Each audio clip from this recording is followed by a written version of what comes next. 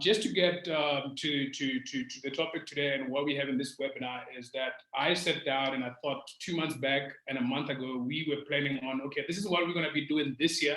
This is what we're going to be doing next year. This is our projects. This is our content. This is what we're going to be focusing on. But at the same time, while we were focusing on that, the corona epidemic happened, the pandemic happened. And now the plans, I mean, it really, really affected us. I mean, I'm a business owner. I know that obviously my health is a threat, but at the same time, what can happen to me as a person in terms of going from here to building my business to growing it, and all of those things can be really, really, really challenging for a lot of investors. So what I picked up though is I called my coach, I called a couple of investors, and we were discussing, okay, so what is the way forward for investors? What's the right thing for investors to do right now? Because a lot of investors at the moment either know what they have to do, but they are stuck, because either they're stuck in the old vehicle they're in, which is maybe whatever they were doing, and they have to sort of adapt into what's happening right now and the changes that that are unusual, that are happening at the moment, and we are all experiencing, or they have no idea what to do and how to go forward and what might this pandemic, consist of. And also with regards to the economy, the downgrades, and all of those things. So that's what I want us to be able to touch on by the end of this webinar. And then what's going to happen is I'm going to let you guys introduce yourselves shortly. I'm going to also be doing a little bit of a bio go through with you guys, for all our guests who are here today. And then at the end of this session, we're going to have like a Q&A at the end. So anybody who has the questions, who needs some clarity on anything, so they must post us into the questions section, and then we can be able to answer that. I hope I'm clear on that. So my guest today is Taurai Jack and Christiaan Jansen. Taurai is a fellow property expert, and Christiaan is a financial specialist. Somebody who we've been working with for a very long time, and Taurai is somebody who took our award last year for the best investor of the year, who did the big leagues. And he's somebody who has a very interesting story to tell, and I think a lot of people really, really will get inspired by hearing your short story, your bio and your story. So just to give a little bit of a context into who my guests are today is Christiaan Jansen started his career in Absa Homeloans, and before being headhunted into a large property investment group. Since 2008, his core focus has been on assisting property investors with reaching their goals, the core element to this being structured financing strategies. So his primary client base consists of property investors whom he assists with the purchase, planning, and facilitation of their finance applications to the banks. And he's an avid networker. And his motto is that you are not the only strong person, you are only as strong as the team you have around you. This is true. And leaving him focused on ensuring that the type of query that reaches him gets referred to someone who can assist should the query fall outside his own specialty. Christiaan has extensive knowledge and access to expertise in both residential and commercial lending space. Christiaan Jansen, welcome to our live stream today. It's good to have you here. Thanks so much, Israel. 100%. So I'm just also going to be going through TJ's bio, Taurai Jack. So I'm going to be calling you TJ for the purposes of this webinar. So for people who don't know you as TJ, they can also just get to adapt to that. So TJ is somebody who, from being abandoned as an infant by both his parents, then later climbing the corporate ladder as a banker, practicing change management in Africa, to then building his own business. Taurai was always driven to better his life and of the communities he set to influence. His real success came only when he ventured into property investing, one of his long-term passions. He has then built a business from ground up after being in debt over 5 million rand. Wow. And his business now provides housing to almost 200 families, 350 students across 4 cities. As a result of this hard work, he has been recognized as one of the most successful and influential entrepreneurs in the area by winning the Investor of the Year's Award in 2019, the big leagues. And Taurai is also an author. And in his recent book, From Bad Debt to Property Mogul in 2 Years, he reflects on his upbringing, losses, challenges, lessons learned, and shares his experience along with valuable insights, secrets of the industry. Taurai believes that if he could make it, anyone can, and he invites ambitious entrepreneurs to read his book. Because of his love of property and believing that anyone could do it, Taurai has become a broadcaster and hosts a podcast called M5 Successful Friends, a community where like-minded property investors tell their stories to inspire and educate others through their stories of growth in property. Taurai is married to his wife, Jenna, and they have 2 kids, Tawana and Hope. Taurai, welcome to our live stream today.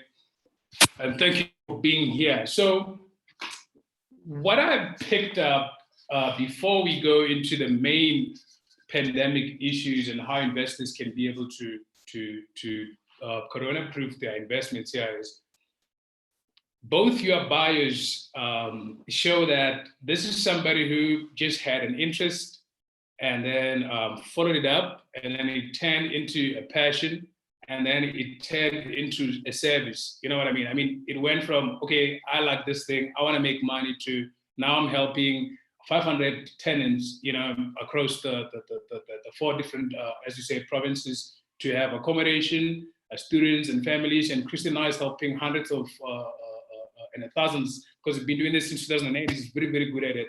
But I'm sure he will confirm that of investors, you know, be able to get financing and structure their finances and be able to build personal wealth. So this was just like an interest of somebody who said, okay, I'm interested in real estate, or I'm interested in this idea, but I know that anybody who is at where you guys are and is that successful, there are plans that failed, you know, there are like sort of struggles that went through, and there are sort of problems that you really,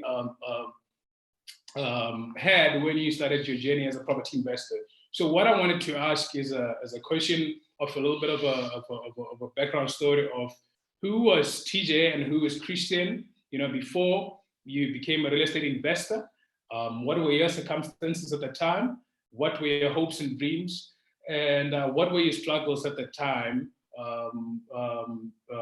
you know, before you actually, you know, got this epiphany or this aha moment about real estate? And I'd like to start with you, TJ, and then obviously Christiaan would follow. I thought we would start with the elders there. Maybe Christiaan. Well, we can still start with the elders. I think let's say the next question, the main topic questions, I want to start with the elders. You know, so let's do it like that. Is that fair? That's all right. That's all right. 100%. Ezra, thanks a lot. Boom, boom, boom. Welcome. 100%. And that's the signature there of greetings from TJ. Thanks for hosting us here, man. 100%. And this is a good, noble thing that you're doing. And if I hear very well, you know, where you're coming from, our stories are very similar.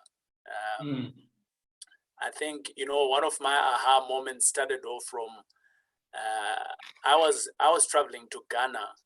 So I used to be a banker, and I used to practice change management. That's what I used to do in my everyday life.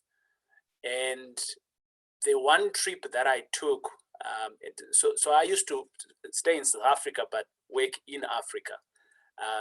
It doesn't mean that South Africa is not Africa, but I would work outside South Africa most of the time. And when you're working in the corporate space, you travel business class, you're in hotel, you get chauffeur drivens, and all of those things, because, you know, you're going into different countries. So the life is good, you know, it's LG, life is good, you know what I mean? One of my aha moments, I was flying down to Ghana. It's a 6-hour flight from Johannesburg. And whilst I was I'm in the business class, and the guys from Ghana, this particular guy, he was traveling together with his 6 kids and his wife. And I knew very well how much we had paid, because I'd seen the ticket price, you know. And I was now trying to figure out, he's bought 8 tickets. So what does he do for him to afford 8 tickets? So he sat next to me in the business class, and the flight was ongoing. So I asked him, you know, we were chit-chatting, And I said, what do you do? And he says, I'm an entrepreneur. And I said, wow, okay, but what do you do? What kind of area do you do? And he went on to tell me he's in tourism and things like that. And one of the things that I had a burning passion on is to travel. And I looked at this guy and I realized that, he's just traveled with his entire family, having the same experience of business class, having the same experience of living in a 5-star hotel or 3-star, whatever the case is, wherever they had gone to. And this experience is a family experience. And there I was, I'd been doing this now for like 3 years, going to different countries and things like that. And all I had was the stories of how amazing country X is, how amazing hotel X is, and how amazing is business class, because no one could relate. My wife couldn't relate because she's never been in one of those. So it kind of like hit me hard, and I'm like, oh, so how can I also become that? So I figured, let me become an entrepreneur. And I started off becoming an entrepreneur, and in my book, I kind of like write up everything that I did. So in a nutshell, we don't have much time. I started selling diapers. That business did well. I went into car rental. That business did well. And I went into chickens, owning a chicken farm, and that business did well for a season, and then it all went down. But I then started tasting the life that I was looking for, which was to be able to freely travel, to be able to do what I was wanting to do, but I was still employed at the time. So all of these businesses was trying to chase up to see how best can I free up the time that I've got with my employer to make sure that I can have more time and I can travel and do all these things. Until I met Leroy in the class. And then I actually realized that all the other businesses that I was doing were businesses that you could potentially be doing, but you need to be working in the business for them to function. And if you're not in the business, then they're not functioning. So it's just as good as you being an employee. But when I got into the property space, I realized, oh, okay, yes, you might need to work in the business, but if you've got property managers and things like that, you don't have to. The work is done once when you are doing acquisitions. And if you've got a property manager, you actually have free time. And that is what I have now built over the years. So that's kind of like my background of how I stumbled upon property. We won't mention how Leroy tricked me into it. But it's been a great journey, around about 3 years going now. And the dream for me was just to put bacon and eggs on the table and to be able to drive, maybe to go to Durban for a holiday and things like that, because it's things that I couldn't afford when I was an employee or frequently afford. But I could say that there was all these time restrictions and affordability restrictions. But as time is gone now, property now allows me to start having such kind of lifestyle. But it all doesn't start as one day. It's a journey into it. And all of a sudden, you don't just go to Rio de Janeiro, overnight. Obviously, there's some savings that needs to kick into that. But that's me in a nutshell, Ezra, and that's TJ in a nutshell.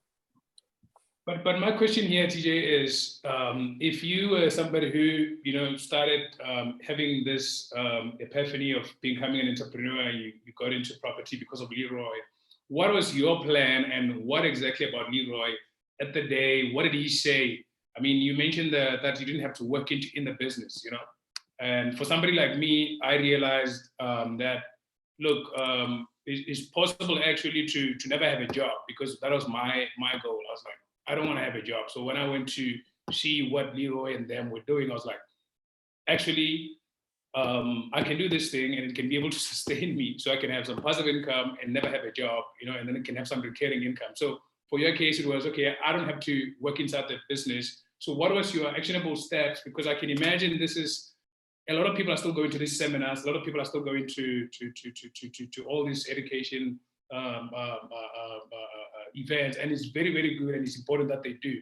But what I wanted to find out is, what was your actionable steps that you took that maybe, enabled you to sort of get the direction of where you are right now today, after you get that aha moment? Sure. So a couple of things, right?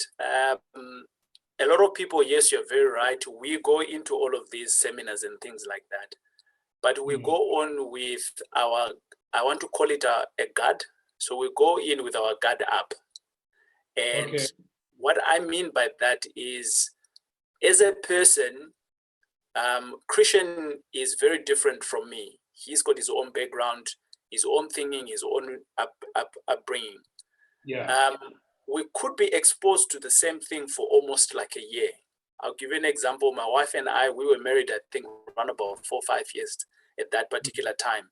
And we knew each other very well, okay? However, when we went into the training, both our minds were open to learn. And this is one of the biggest problems that I see. That used to be my problem as well. So I would go into these sessions, but I am not open to learning. So physically I am there, but I'm not open to new possibility of what can happen. So for that reason, you go in, people like Leroy would come in and throw in ideas and things like that. And because of your upbringing and because of you not being open-minded, your guard is up. So you don't hear it, it doesn't sink. Or should I say you hear it, but it doesn't sink. So you walk out. So you walk away out of an opportunity. So the good thing for me, or the opportunity for me, was that I was open-minded, and I've always been open-minded about life.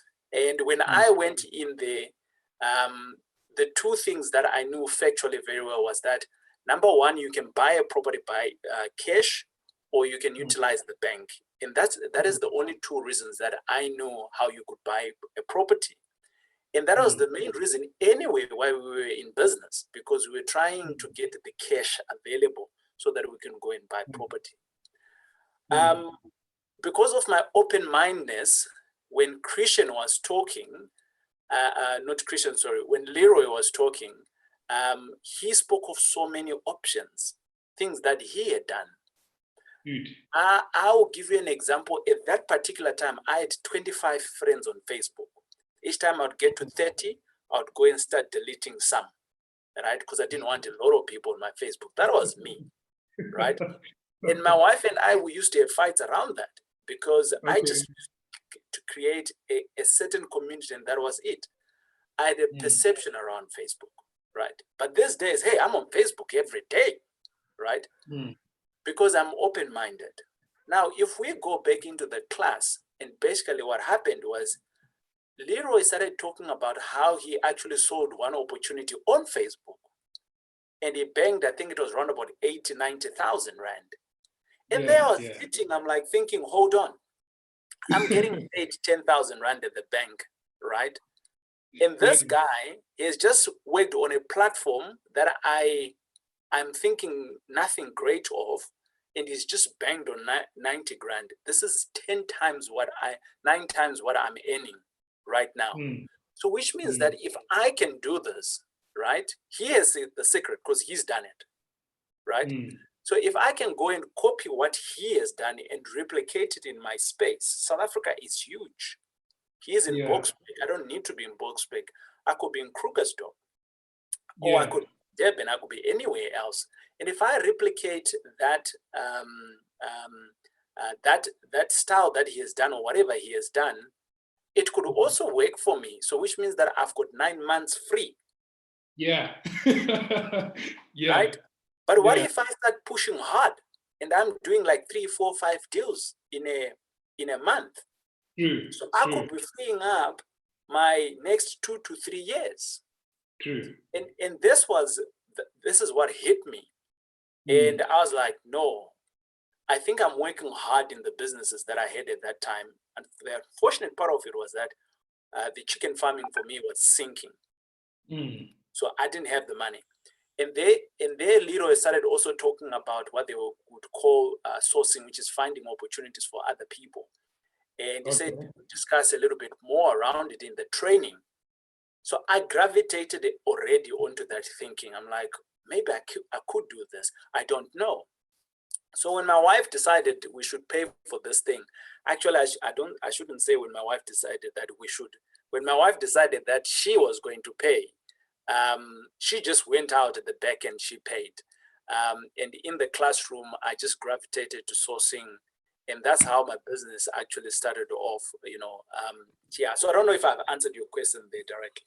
No, I think you did, because you did mention that it was a transition for you to really realize that there is a possibility of you making 9 times what you were making at the moment, and this is using tools that were available to you at your disposal, but you were not aware of how to maximize those things. So one thing you also mentioned that I really liked was that people are not very open to learning. So coming back to learning and the mindset issue is that one thing I always tell and teach people about real estate who are very, very interested in that is that you can learn the how, but it's not about the how, it's about the mindset. Because if you know the how, but you don't have the right mindset, you're not going to do the 3rd, 5th deal, a 6th or the 20th deal after all your offers get rejected, So you're not going to go on and keep on going and keep on going. So if you don't have the right mindset, then it's going to be a little bit of a problem. And also the right mindset to stretch yourself and break old habits, because what you mentioned about people who are raised in different backgrounds is something that we all deal with. It's like you get so comfortable with the way you used to do things, get so comfortable with your life, your situation at the moment, or your vehicle at the moment, and your vehicle was a banker at the time. So if you are comfortable being that, when you had to transition from that boat to this new boat, that's a lot of breaking of old habits, a lot of breaking of old thinking into new thinking. And that's a transition people need to make, even today with this pandemic around. So I think that's a really, really good mindset to have. So I just want to ask you 2 more questions, and then we're going to go to Christiaan. One more thing is, one thing I know also is that every time I discover a solution, like for example, I'll discover a phone, say, okay, now there's a new phone. Discover, no, you need it to charge it all the time. You need to buy a charger now. You need to have electricity. You need to have this. So every time there's a solution, it becomes a new problem. So Yeah. what was your steps when you started your sourcing as a business? What are some of the challenges that you got, and how did that help you obviously achieve having 350 students who right now are your tenants at the moment, and also 200 people, families that you're really helping shelter at this point? Yeah. So when you're starting off, there's many things that you don't know. And I've got different business. I've got different coaches that help me to be who I am. So I've got a corporate coach, I've got a business coach, I've got a mindset coach, and I didn't have all of these people before. Before I went into property. So property exposed me to something that I'm now kind of like dear to, which is leveraging off other people that have done it before you. Right. True. Now, these people, they come with all sorts of names: coaches, mentors, whatever it is. I've got a marriage coach right now, so it's not that I need it more. My wife needs it more. I hope she's not listening. But yeah, we hope she doesn't do that. Yeah, we need to delete that part. But the reality of it is that because of your upbringing, you only know what you know. But there's more to it in life. Okay. Life is like almost being in a stadium. There will always be some people at the bottom, at the same level with you, and above you. Right. Now, for you to be continuously growing, then you need to be looking at people that are above you. How are they doing it? You can either do a copy and paste. True. Nando's is built on the same model. KFC is built on the same model. Only in school, they don't allow us to do a copy and paste. It's called cheating. But in business, That's how businesses grow. Franchises is built on that. Copy and paste. So don't go. One of my challenges that I had, speaking of challenges, is that I didn't know these people. I didn't know that there is people that are called coaches, there are people that are called mentors, and you can actually gravitate to such kind of people, and what you don't know, or what you think you don't know, and what you do not know, right? These people now, because they've journeyed it, they can either teach you, or they can either make you know that you don't know what you don't know at that time. And they can channel your thinking for you to be creative, to know what you don't know. You know what I mean? So for instance, one of my biggest struggles was that I grew up extremely conservative, right? You don't speak to strangers. I'm an introvert by nature. That's me. I'm happy in my cocoon, and that's okay, right? And that's where I draw my energy from. However, this type of business, you can't be that. When I'm speaking to Ezra in the pub, you laughed. I'm like struggling to hear you. Whilst you're talking to me, I'm like, can you tune it down, please, Ezra? But that's who you are, right? But in this business that you're in, I struggled with networking because my character is not like that, right? So my coach, he picked it up and he says to me, TJ, you know what? You need to learn how to network. So I'm like, but how do I do that? And he says, you need to learn. So what I started doing is I started learning, or should I say reading, about books on how to network. Networking for dummies, 101, whatever the case is. Doesn't mean that you're a dummy if you're reading that book. Just means that you are looking for more information. I started attending more and more networks, implementing what I have learned in the books. And guess what? I am not the same guy that I was 2 years ago, or last year, or last week, because I have improved on my networking and I'm now discovering me. I've taken what's in the book, I've applied some of it really works with me. People that see me today, they think, oh, this guy is so cool. No, behind the scene, I am working hard on me. So the challenge that I had before was I actually didn't know me. So if you don't know yourself, that's where some of the biggest problems comes in. Because if you start knowing yourself, then you start working towards helping yourself, because you could be the same person who is stumbling you from growing, from where you want to go. And like I said, life is like a stadium, right? Today you're still in the middle, fine, you go a step higher, but it doesn't mean that the problem is gone. You got a new problem now. I didn't have a problem of managing 200 tenants before. Now I've got that problem now, right? So next year, I'm going to have another problem. I don't know. Maybe it's about managing a whole town. I don't know, right? But I need to continuously teach myself of, I call this disabilities, right? It's not really like disability, like you're crippled, but the fact that you're not able to do that, it's just inadequacy. We can all learn how to move out of it. So that the challenges are so many, Brad, to talk about them. But I want to zoom them back to just the individual. Who are you? Know that, and work with other people that can help you to either identify them on you or to help you grow out of it. And when you're working with a coach or with a mentor, it doesn't necessarily mean that they are the expert. It's just maybe an accountable person who can poke you and say, that's the problem. But they might not be the right person to help you. It might be someone else. You might need a shrink. But don't just go to the shrink because they might shrink you, but go to the shrink so that they can make you grow, you know.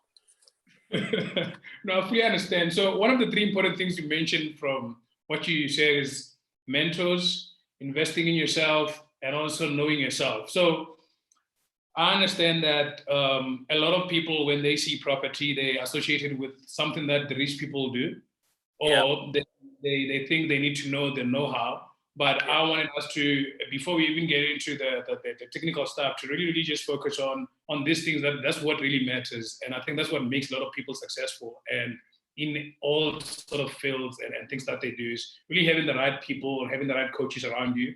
Talking about mentors, when I first attended Leroy's, the Robert Kiyosaki event, actually, Leroy, one thing I learned, the takeaway for me was that Jay-Z, who is my favorite rapper, had a mentor who was Warren Buffett. That's the key. That's the only thing I wanted to know.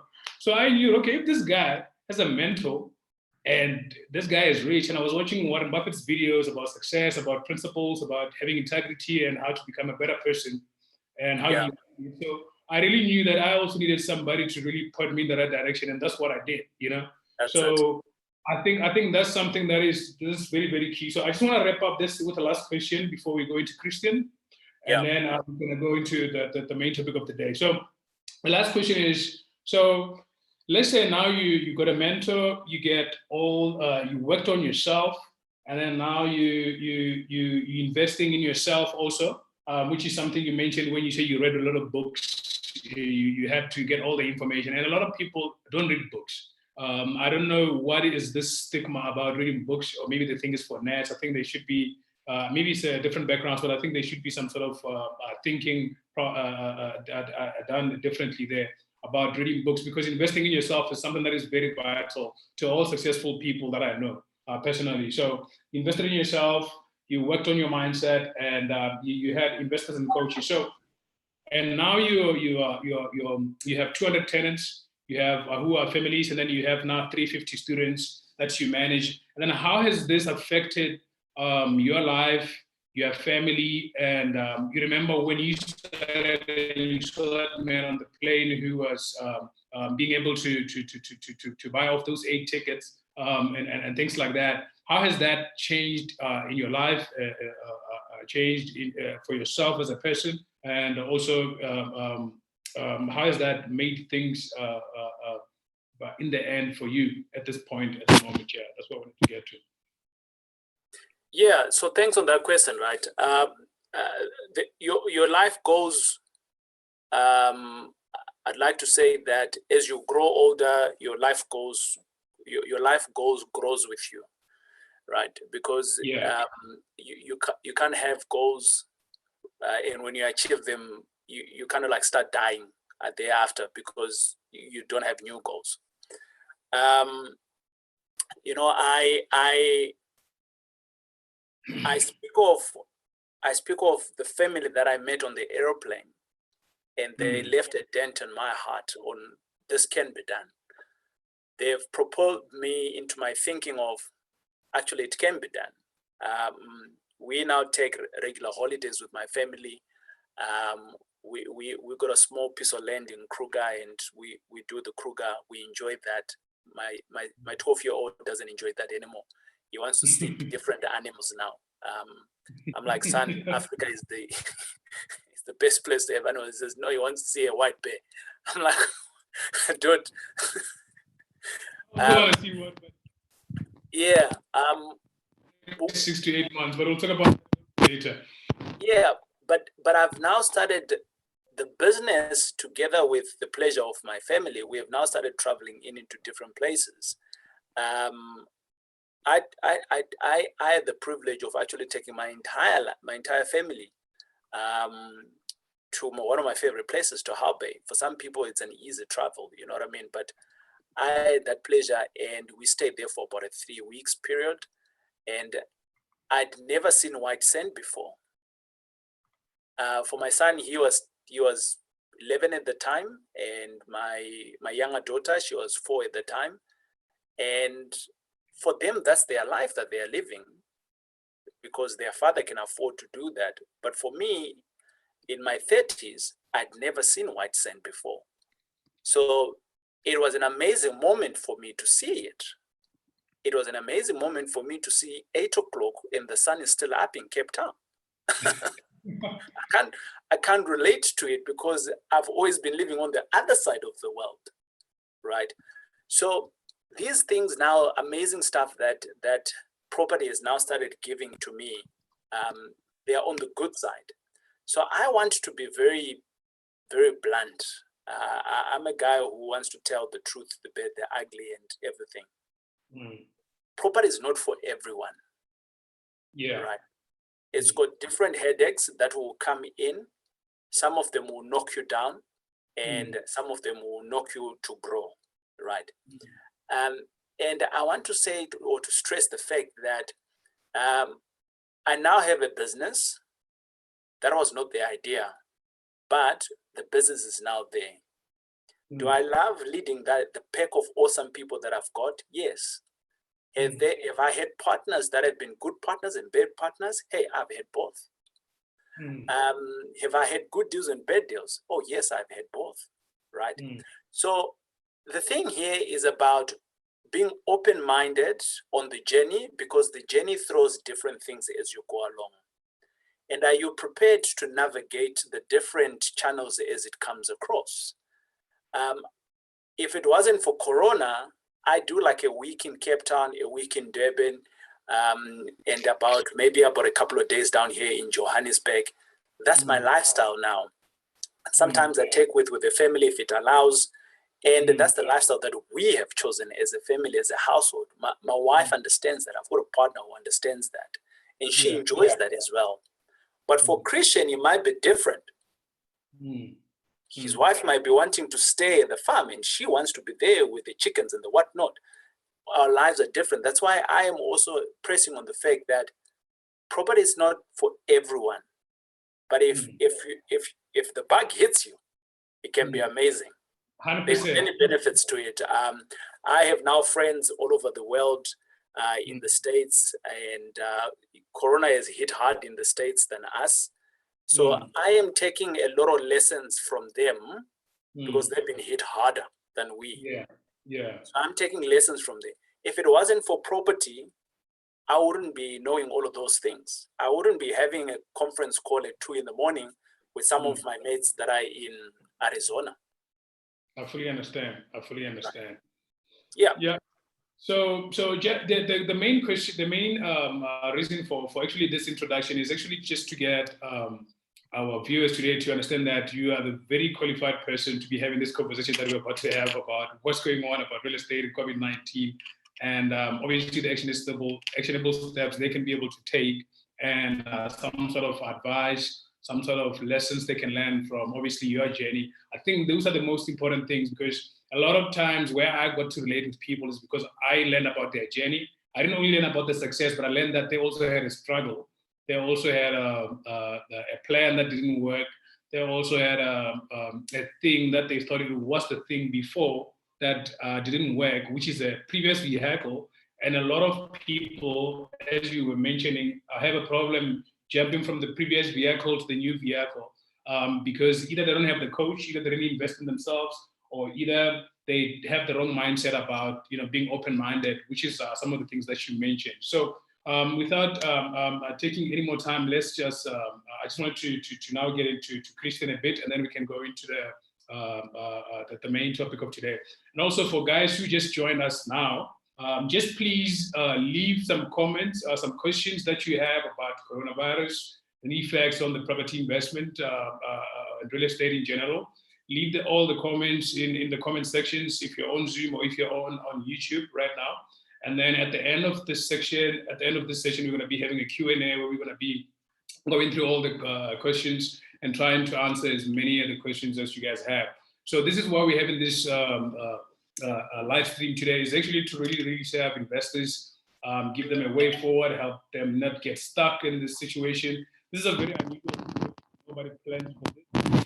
Nobody planned for a world pandemic. As much as you might have, all the strategic people and things like that, even the world is not planned for this. So we really understand that investors you can be frustrated, but at the same time, you must not get your head stuck in the sand.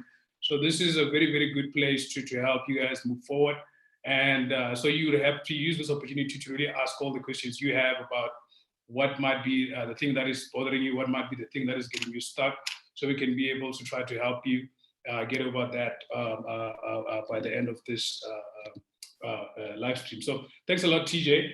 And then just to introduce Christiaan to people who just came, who just joined in now a little bit later. Christiaan is a financial specialist. He's working now with 360 Fin. He will give us a little bit of a background of what he do. So Christiaan, what I want us to discuss a bit is, before you become a board originator, before you become involved in finance, you were at Absa. Who was Christiaan at the time before you became involved in property? What were your circumstances before that? And then obviously, what were your hopes? What were you hoping to get? And what did that make you feel at the time? Because of the struggles that you were having before you really got this aha moment about, okay, this is real estate. This is the thing I want to do and focus on. I want to really help the thousands of investors build personal wealth through real estate. So I grew up in a fairly affluent household, and in my first year of university, my parents went broke. So it's kind of derailed things a little bit, but serious introvert. I unfortunately had to quit my studies on account of that. And that's actually how I ended up getting to Absa. So the whole world changed at that point in time where everything just fell apart. Yes. And with me having been quite an introvert at that point in time, I took a lot of it personally, and it actually made me withdraw from a lot of friendships. It made me pull back, and I've lost a lot of direction on account of that. But the time at Absa was a wonderful opportunity to guide me into a different direction, because I was starting from scratch with absolutely nothing. And in terms of transport, I had to take the bus. I was living to the north of Pretoria. I was on the bus at 5:15 every morning. Got to City Square in Pretoria and then walked out to the Homeloans Centre where I was working. And there was a lot of idle time. And the first 3-4 months of that, I was just sitting on the bus and not really doing anything with it. And then one of my colleagues mentioned that they're busy looking at a property. And us working in home loans, you're seeing people purchase properties all the time. And I looked at him as if he was a complete foreigner. So how on earth, how do we now do this? And I started looking at some properties, but I couldn't afford it on my salary. And at that point, I was still a temp. It took a while to get a permanent appointment. And then I just started thinking about, gosh, something's got to change. And we were at, was in Pretoria town, corner of Hamilton and Church, or Stanza Popape now. And right across the road is the Sankadia Centre. So I committed to myself to every month going into the CNA there and buying a book that can inspire, that can lead me to something. And now for the life of me, I can't recall the name of the author, but the one book that really started tweaking my mind was called Psycho-Cybernetics. And it was a complete life changer. And just thinking about how you're projecting your own reality onto the world by ways of how you filter conversations, how you respond to commentary and so forth. And it gradually started making me look around a bit more. And me being a very, very staunch boertjie, luckily my mom's an English first language teacher, so from a young age I got a backhand with mispronunciations. It's not orange. So it did make life a little bit easier in terms of becoming properly bilingual. And that at Absa led me to joining on the diversity forum. And I was so thankful for that exposure, because there we were dealing with all different cultures and races. And then the school that I matriculated at, we didn't have a single black kid, and out of 1,250 boys when I wrote matric. So I had no understanding of the scope and the landscape of South Africa. So it's one of the best things that could have happened to me to have gone through the journey, because I think it better poised me to communicate across various mindsets, schools of thought, and so forth. And from the diversity forum side, I started spending a bit more time with some of the managers and good interactions there, and they started pulling me up a bit.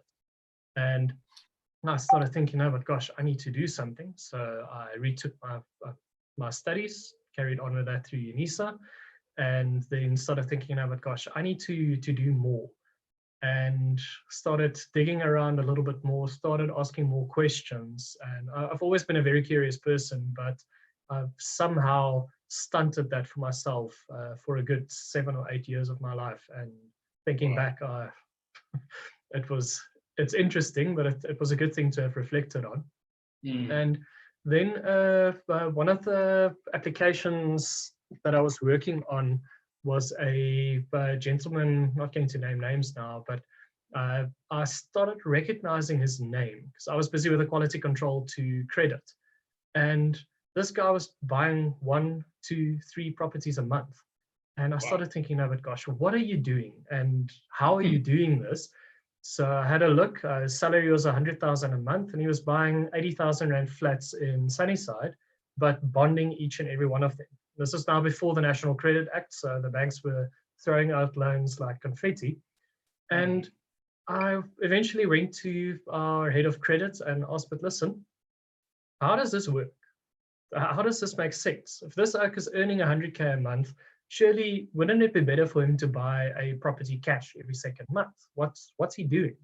And that's where I got proper exposure to a lot of the bankers' approach. And it's one of my favorite aspects of arguing with the consultants, where it's just, if they qualify, give them the loan. That's it. And I wasn't happy. So I started digging around, and internet wasn't as well versed as it is now, but I crossed paths with a property investment group called Triog, and I went to one of their info sessions, and they similar type of approach, like how you guys mentioned your experiences with Leroy speaking about the possibilities of property, where they also had a part on Robert Kiyosaki on the information video, and that was also now upsell into a course that they were selling. And afterwards, I had a chat with the owner of that investor club, and I didn't have the funds at that point to go on any form of training. So I was just thinking, my gosh, let me just try and get information out of this guy. And luckily, and that's my first exposure to networking, where he had a problem. And at that point in time, it was with an Absa bond. So I said, well, let me see if I can do something for you. And that next morning, I found the holdup, a couple of things in terms of just their internal systems. 2 stupid things were holding that transaction back. And I gave him a call at about 8:15 that morning. And I said, your money ought to be released by about 10 o'clock this morning. This is just a private bank loan that he had to extend. And at 10:15, I got a phone call for a job interview. So I thought, gosh, this is, this can't be. How does this work? And ended up going for the interview, had a very good chat, and that was in July 2007 that I then joined Triog. And that was just an information overload. So many different elements. If you look at trust structuring, the financial planning side of things, the portfolio analysis, and the bond origination. And that was my first exposure to external bond origination, where I wasn't internally in the bank. And it was a little bit of a baptism of fire, but a wonderful, wonderful learning journey. And I then parted ways with them in 2008, starting a property investment club with a developer and a financial advisor, but also not really with any clarity of where I'm going, what I'm doing. I was just trudging along. And it's a frustration to admit it, but that actually carried on until about 2017. I had no real direction or understanding because deep down, I did not have any faith in anything I was doing. Just constantly thinking, no, but at some point in time, everything is going to fall apart. And it was as if I was just waiting for that to happen. And then luckily, a good friend of mine, as I helped him to buy a new mountain bike, so I'm an avid cyclist, we, over a couple of beers, got to the point where we decided we're going to cycle to Cape Town. And that then in May 2017 was the trip that we undertook. And having had so much quiet time, I started getting clarity. I started understanding what's happening in my life and how many of the things happening in my life is all my fault. I've got nobody else to blame. So I need to pull my socks up. I need to wake up.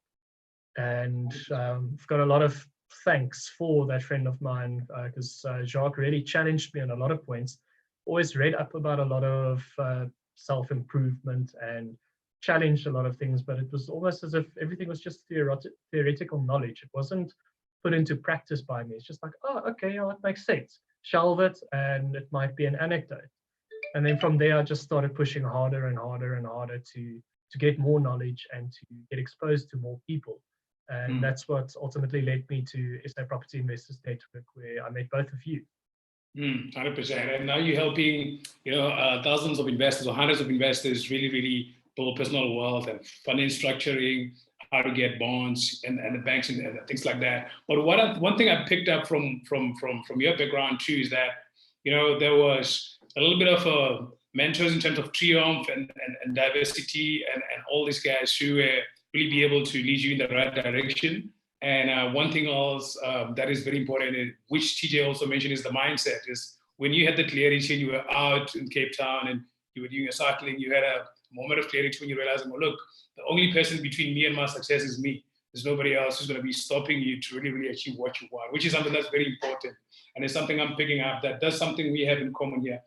And another thing is self-investment, where you say you had to read any book that would intrigue your mind just to have a positive state. So this is something I also picked up from Tony Robbins and people like that who really focus on positive mindset and things like that, especially at times like this, is to really keep your mind fed with a lot of good information, good stuff, not too much news. We know news are important, but not too much news and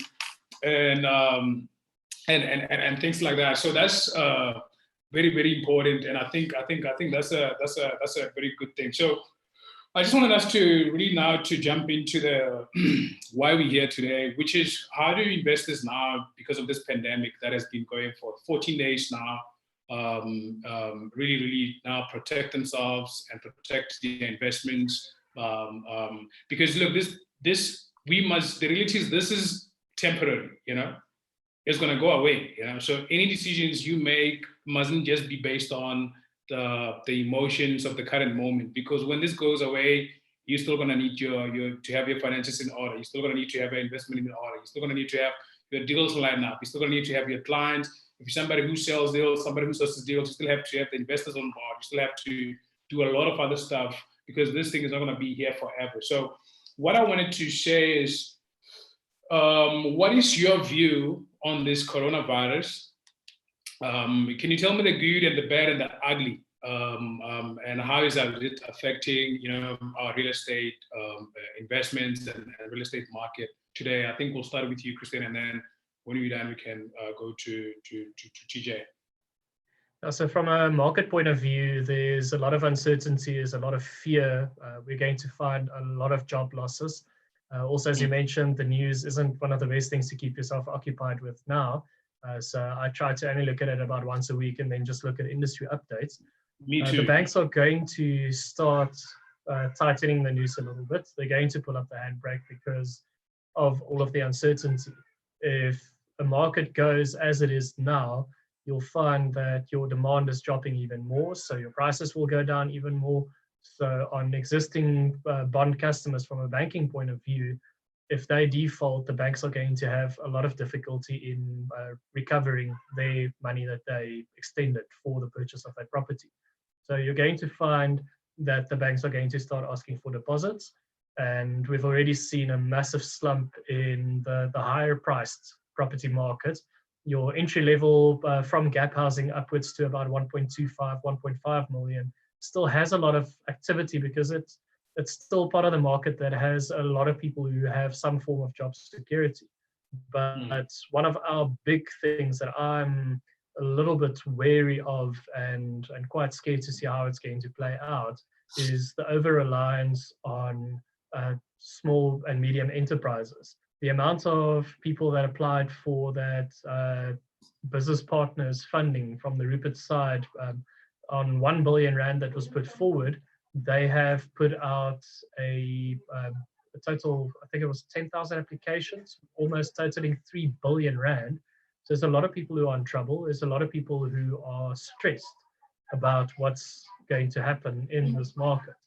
And that's also a lot of mouths to feed that are going to fall away. So there's a lot of uncertainty, but in the same breath, us being poised towards property, We have to focus on the long game. We have to focus on the long run and not make over hasty decisions. Because right now, the worst thing you can do is just react and jump into something. We've got the time, especially with a lockdown, you've got time to do a proper SWOT analysis on any decision you have to make right now. No, I fully understand. And so so what you're saying is the bad part about the pandemic is that existing clients, if they default, it's going to be a little bit of a problem for the banks. And if the banks have a problem, then real estate is going to have a problem. And then if the banks will also now start asking for deposits, as you say, and people who lost their jobs. So what about people who lost their jobs, or people who are scared of losing their jobs? What should they be doing at the moment? Well, whether you're going to lose your job or not at this particular point in time, and this is going to sound harsh, is irrelevant. What are you doing with your time where you are right now? Are you busy upskilling yourself? Are you busy investigating alternatives? Are you busy looking at it from a more broad view than just, I wake up in the morning, I go to work, I come back home, I sit and watch Netflix and rinse and repeat. So this is a wonderful opportunity to just start investigating other things. Udemy.com or Coursera.org, wonderful opportunities where you can learn things for as little as $10. You can learn a new skill. Look at what you have direct control over right now. Because we can't control where the interest rates are going to go. We can't control what our employers are going to say. We can't control what our neighbors are going to do. We can only control our choices, the decision of what we're doing with what we have right in front of us. So take stock, sit down, take it calm. Rome wasn't built in a day. It was ransacked in more than one day. But the fact of the matter is there's still a lot of things that are going to happen in the coming few months, and we're all hurting. I fully understand. So I just wanted to say the biggest takeaway from what I'm saying is take charge of what you can control and focus on that, and then feed your mind all the positive stuffs, and also upskill yourself. You know what I mean? Because people are really taking this time. You can only watch TV for so long. And right now, TV is not the best thing to do, especially with the news and things like that. A lot of guys who are really, really actively watching TV at the moment, and I'm talking to, they're very, very scared, and they're uncertain, they're not sure how to do, they're stuck a bit because of that. So I would say what I'm getting from you is investing in yourself, which is finding out what courses like Udemy, as you mentioned, and all these other platforms that are there, and also taking control of your choices. What do you choose to do? And then doing a little bit of a SWOT analysis and also having the long-term view.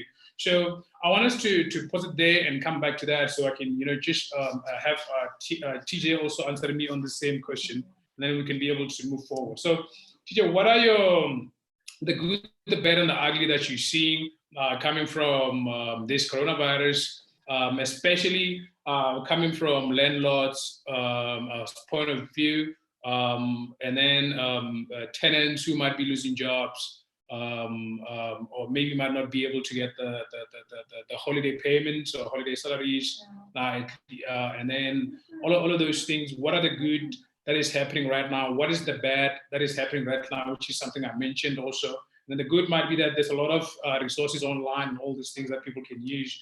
And then also, what's the ugly stuff that really this coronavirus is bringing that we might not be seeing from property investors' point of view? Cool. So a number of things there, Ezra. And you're very direct in your question there, in terms of, as a landlord, how's this going to hit me? That's what you're asking me here. In a number of ways, right? The reality of it is that one needs to look at the life cycle of economics, right? And we are not, as landlords, we are not outside that life cycle. We are within it, and we feed off the different things that trigger out. Let me give you an example, right? If I've got a property And in this property, I've got people that are renting maybe I've got 10 flats, right, in one building. And the majority of those guys are restaurant waiters, things like that, right? They work down the road at a restaurant, and maybe I'm very close in Johannesburg. So all of those people, they work down the road at Rosebank. They walk there, whatever the case is, okay? Restaurants or waiters, they get paid from tips. Or if the restaurant is a good, solid one, they get paid the minimum and then they get the tips. Okay, that's the reality of my clientele. I'm just giving you a scenario there. We've been on lockdown for around about maybe we're close to 15 days, right? And that means that my tenant hasn't had any income, solid income. So on that particular building, I'm in trouble. Okay. Not unless if my tenants were had a saving culture. But statistically in South Africa, we're not a saving nation. So I'm now generalizing it. Yeah. So that means that I've got a problem. What can I do as an investor? Or should I say as a landlord? I've got the bank to please because I've borrowed money from the bank. If I've bought that property outright cash, I'm in a good space. I can weather the storm. However, if I've got the bank to talk to, then this is the time for us to be having conversation with your relationship manager, with your account manager.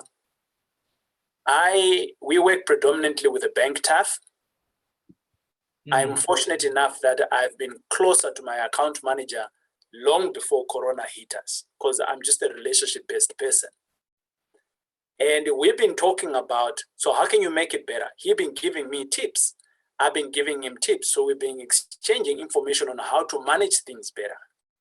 So he knows exactly, my banker knows exactly what my situation is. My debit order is coming up on the 10th. Last night, we were on a conversation across all the properties that we have. And he was asking me, so TJ, can you guys meet up your obligations?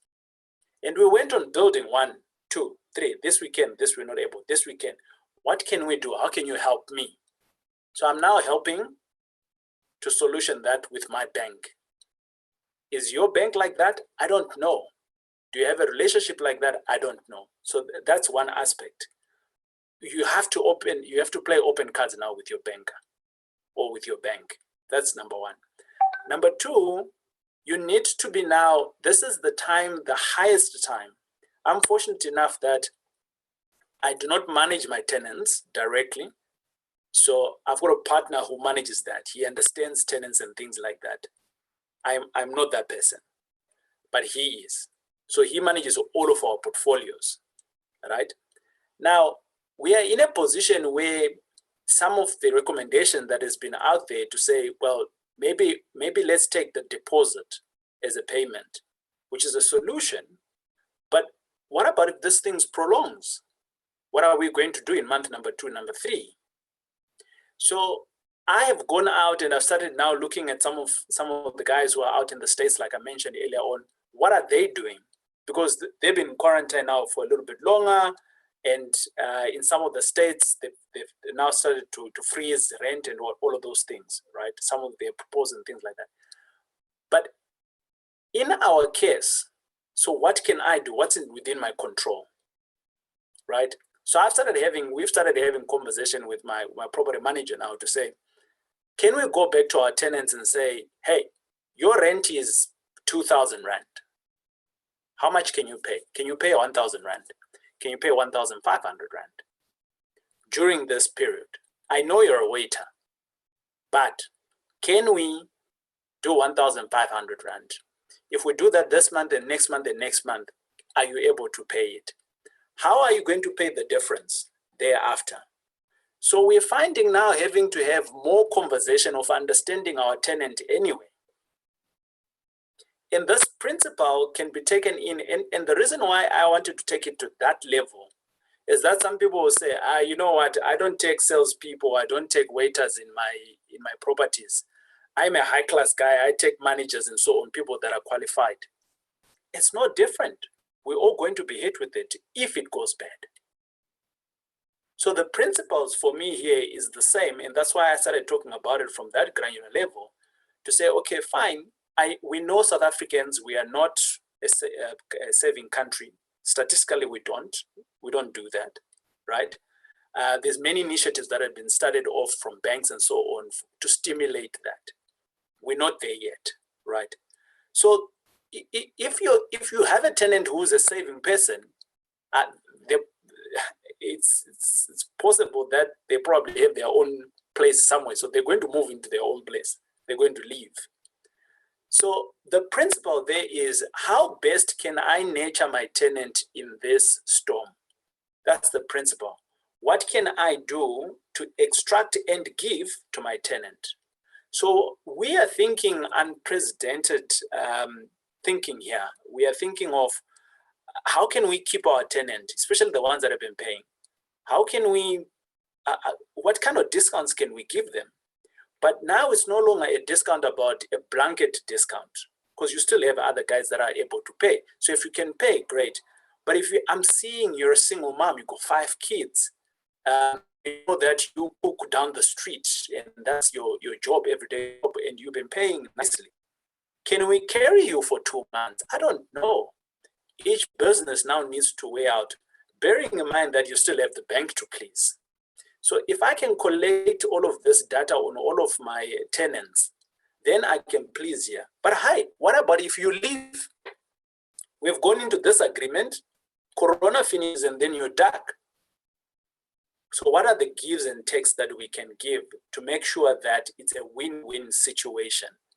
And that's where my business, in terms of the headspace where we're at, and we're really working it out at a principal level on a case-by-case individual, but also making sure that there is proper documentation to follow whatever that we have agreed. So in a nutshell, I think as landlords, this is something that's been unseen. But you know, my banker said to me the other day, TJ, you need to have had at least about 4 months chilling for such kind of things. I said, yes.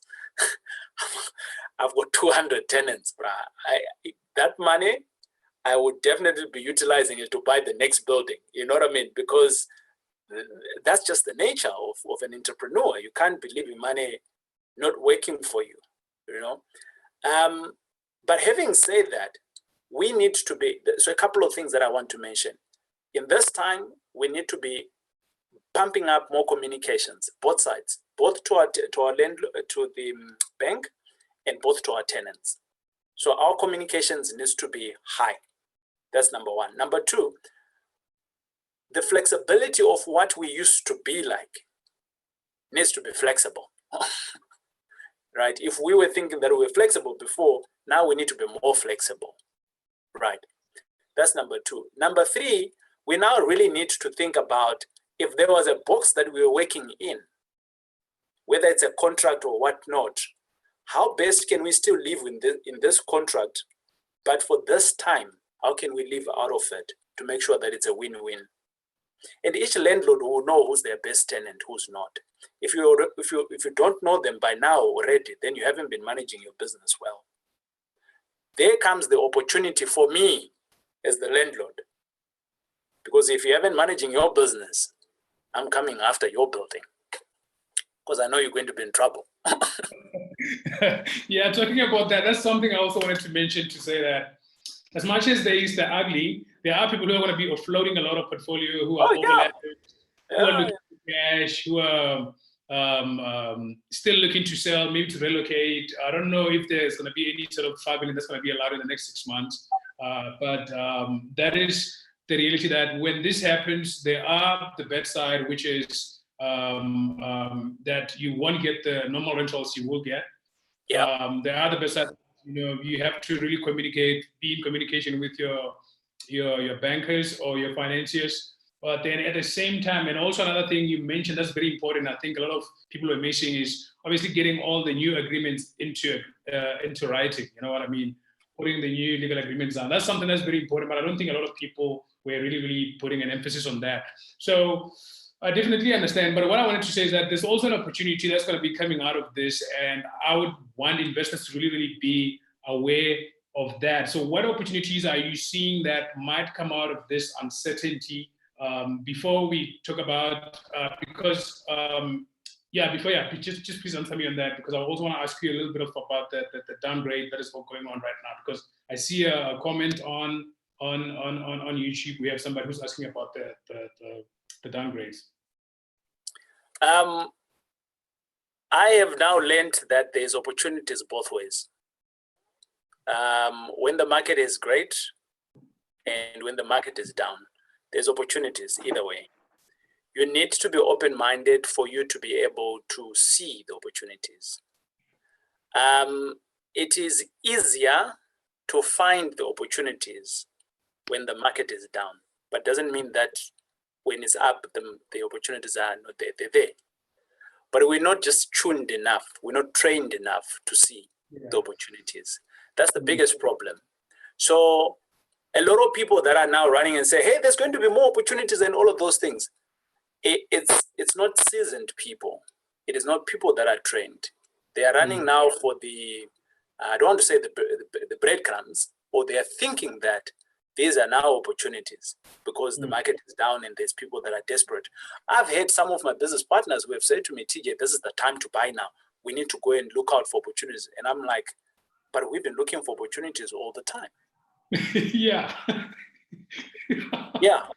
One of my other business partners, he came through to me and says, TJ, I now have some more money available for us to go into a deal, but we must not let Corona go without buying. His understanding is that because of the crisis, there's going to be more opportunities, but they've always been there. 100%, depending on how you're looking at it. That's a very, very good point of view to say we exist in a world of opportunity. It depends on which way you want to look when you look traveling, or maybe when you're working on the way. You can look at the right and say, okay, there's no opportunities at all, or you can look at the side and say there's a lot of opportunities. So that's a very, very good analogy there. So I just want to ask this. I think on that, the question that we can ask to Christiaan is that in this season, are the banks still lending? And before, were the banks still lending? Yeah, that's the right question. That's exactly it. Because if you think about it, our worst prime rate was in 1998, where it reached 25.5%. The banks were still lending. There were almost no buyers out there. So a lot of the guys that rode that wave were in effect purchasing properties at a calculated rate. If you look at your valuation of the properties due to the market having tanked, they were in effect getting a lower interest rate when you look at the amount of equity that they were getting there, but they were financing at 25.5%. The banks were still lending. The banks have to lend because that's where their income comes from. They have to lend out money. That's the basis of their entire positioning. The big thing though, and that's something that I want to caution everyone on, is with this drop in the interest rate, prime rate will more than likely still go down a little bit more to also stimulate the market further. Be wary of not overextending yourself. Because immediately now, just with that 1% drop, a person earning 30,000 Rand gross income will have seen their bond qualification gone from 950,000 to 1.1 million. So there's more range to apply for more finance. But be very, very careful because the rates are going to go up. They have to go up. Where the junk status, it's been priced into the market for a long time, but the fact of the matter is our prime lending rate is what also lures foreign direct investment. So we can't take the same bold stance like America or most of the European countries and cut our prime lending rate to close to zero. We physically cannot, because we're reliant on foreign direct investment that has to come in here. Those people want to see a return on their funds. Point one, and point two, your pensioners, people with savings, what is going to happen to their returns? So the rates are going to go up again at some point in time, and you have to position yourself accordingly. that once again creates another opportunity along the line, because as TJ said, a lot of people are now scrambling. Corona crisis, we need to buy. That is going to mean that a lot of those people are going to overextend themselves. So that will then later on create other opportunities again. 100%, because obviously they're going to need to offload portfolios, obviously get some liquid, get some liquid cash and things like that. So I wanted to see if we can jump into the next question, but I'm not sure if TJ has any comments on that before we go. No, I'm good, thanks.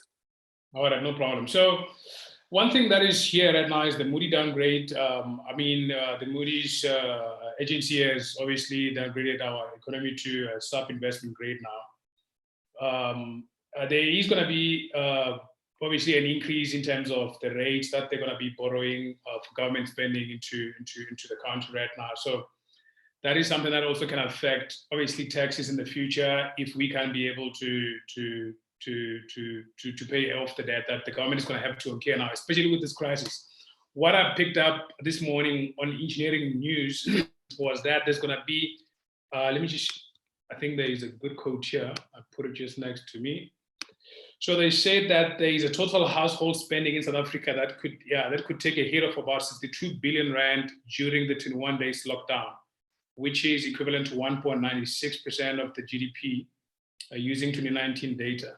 So meaning that obviously with these measures that the governments and the countries are taking to prevent this virus from a threat, but it's also affecting the economy. You know what I mean? It's like our economy was a very weak economy. It was like a car that was driving at 60. So right now it's coming to 40 to 20 to 10 and it's about to stop or it stopped already. So what I'm saying is flat tire.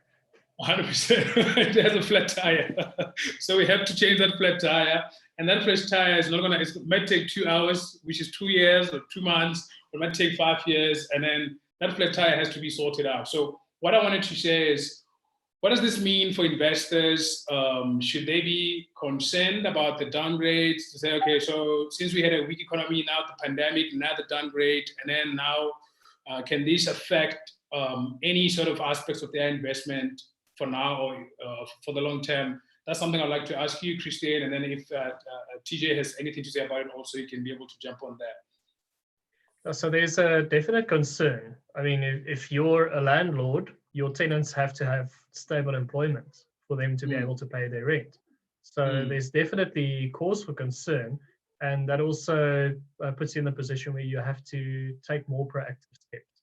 And a lot of people are going to be severely hurt because this is one of those perfect storms that is going to knock us quite hard. But in the same breath, if you're not overreacting, if you don't take rash decisions, you will get to a point where you can weather the storm. So I'd say the guys that are in the position to purchase right now are going to have an absolute field day. There are going to be good opportunities, but they have to be mindful of to what extent they expose themselves from a financing point of view. You know, I've already heard from quite a couple of property investors that they didn't have sufficient reserves. They're really stressed on account of the fact that their rental income has dried up. One of the guys, as an example, his biggest paying tenant, he's a professional DJ, and I mean, it's a high class property. The guy's car installment's 28 grand a month. His rent is about 45. His wife is a makeup artist, also working with the stars. Both of their whole sectors of employment just collapsed. So they don't know when they're going to get money again. They're falling into arrears with other exposure as well. So where is your tenant going to draw the line in terms of who they prioritize to pay if they have nothing? So you have to prepare yourself for a bit of hurting. And as Taurai also rightly said, it's about keeping the communication channels open. I fully understand. And one thing I also wanted to add on that is that obviously with the jobs and the closing downs, things like tourism, things like restaurants, things like that are going to have a big hit. And I don't think they're going to easily recover after this. You know, it's going to take quite some time. So from commercial landlords, it's going to be a little bit of a stress on them. They're going to have to look for new tenants. And obviously for the guys who are employed on those things, who are mostly about the low to middle income housing also, as TK said, the rentals might need to go down a bit, and then you have to be a little bit of a flexible person there. But what I also wanted to say is, I can see that we are not in a housing bubble, because there's still a demand for housing. That's another thing. So there's still a demand for property. There's still a demand for housing. There's still a demand for new buildings. The only issue is that now the affordability is going to be a little bit of a problem from the tenant side. So meaning that the market might get a little bit of competitive there in terms of pricing and things like that for some time. So that's what I'm seeing and happening. So what TK, do you have anything to add on this, or to? Yeah, so Christiaan hits it on the head there, right? Whether, look, the fundamentals of all of this is that we all feed off each other. We all live in a circle, right? You know, if one does not understand that, then that's where the misconception of no, we are okay with this and that. Because if you look at it this way, right, we get most of our funding from overseas. If they hold back, that means that we can't do anything here as well. Or should I say, we start progressing slower in whatever that we're trying to do. That's number one. Number two, if the big banks are not getting the monies from overseas and things like that, what about me, the guy who is sitting with one or two buildings? Even though when the opportunities are there, where am I going to get the funding now? So it means that my funding now is going to become more and more difficult to get to. Potentially those that now to have the funding, they are going to raise it, because it's demand and supply, right? Or what we call the red tape in terms of requirements, they're going to ask for a little bit more than what they generally used to ask for, right? So there's a ripple effect here. We must not see ourselves as isolated in the real estate, and that there is still opportunities in the real estate and we are isolated from what is happening. Yes. There is a direct impact, and the direct impact is in multiple ways. From the guy who's doing rentals like me, yes, it's going to hit me one way or the other, because my tenant is not able to afford. The guy who does flips, the buy and sell, it's going to hit you as well, because there are not so many people on the market who are going to be buying, right? And all of this, it's all global economics.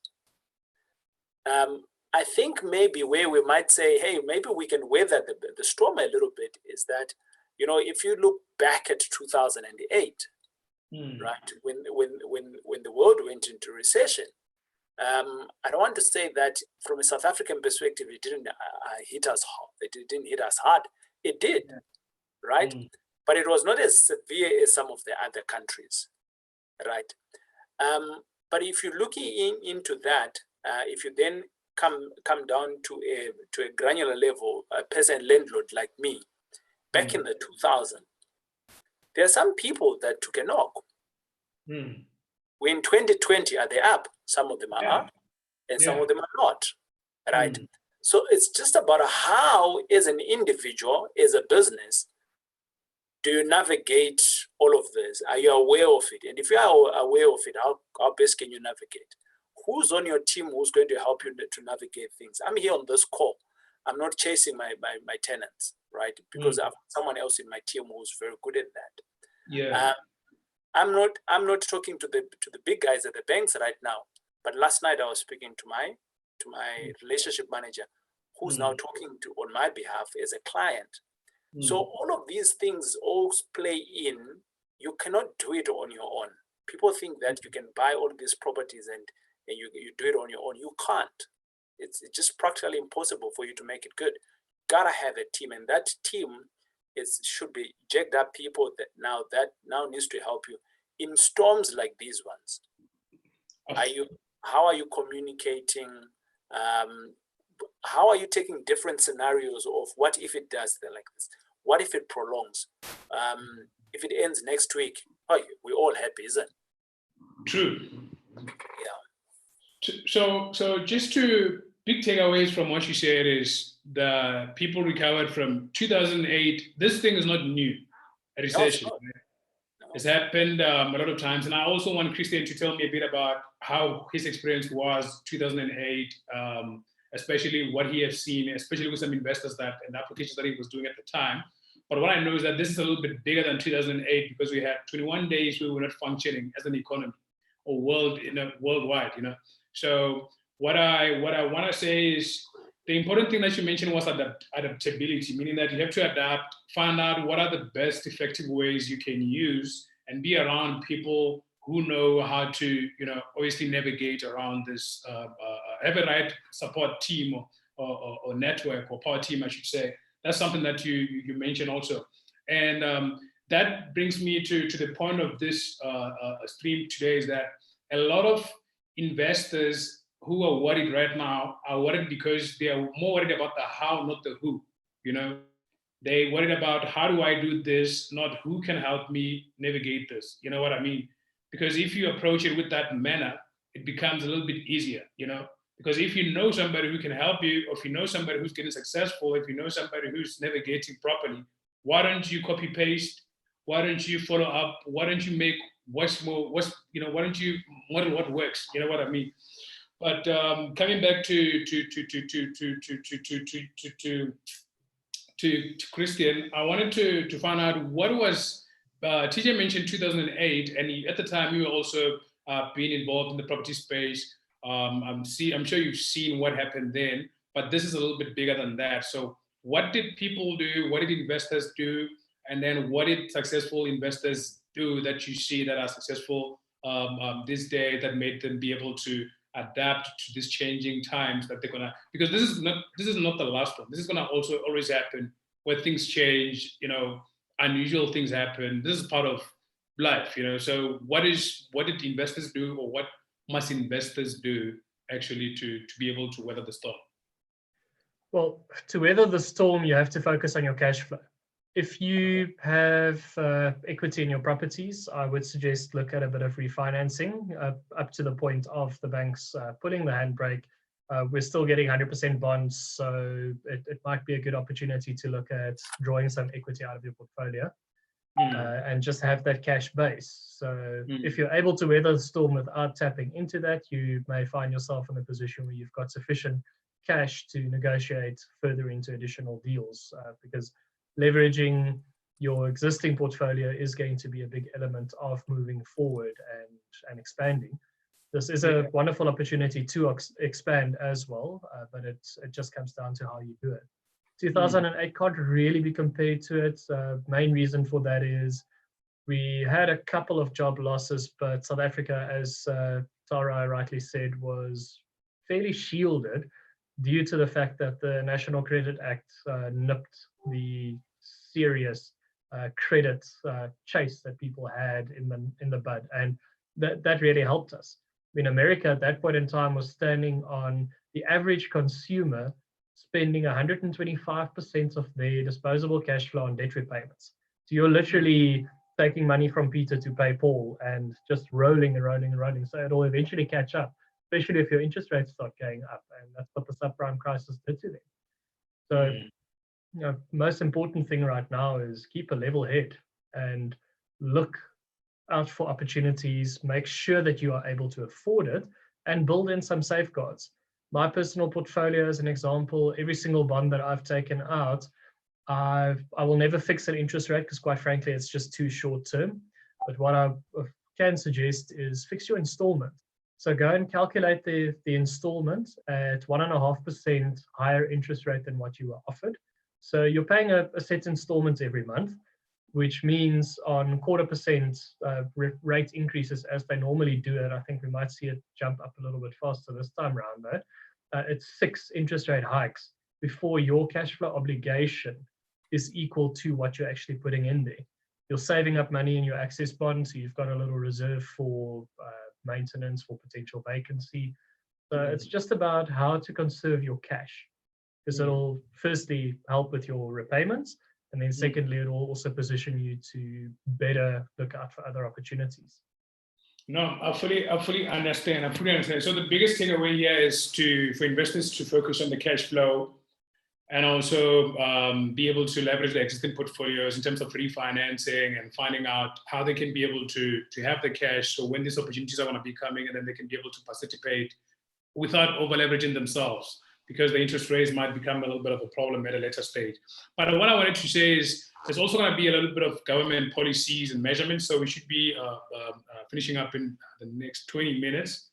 So I just want to quickly wrap this up so we can go to the questions. There might be new policies that the government impose or implement to really help the economy catch up, to really help entrepreneurs, to really help businesses, to really make sure that the economy works. Do you think that investors can rely on that for